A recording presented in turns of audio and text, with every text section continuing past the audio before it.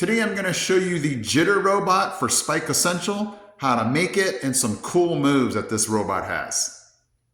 Okay, there's two things that I really love about Jitter is it doesn't take a long time or that many pieces to put together. And I also love the fact that this thing can move when the wheels are faced like this. So I really like that. But let's go ahead and get to the building instructions for this guy.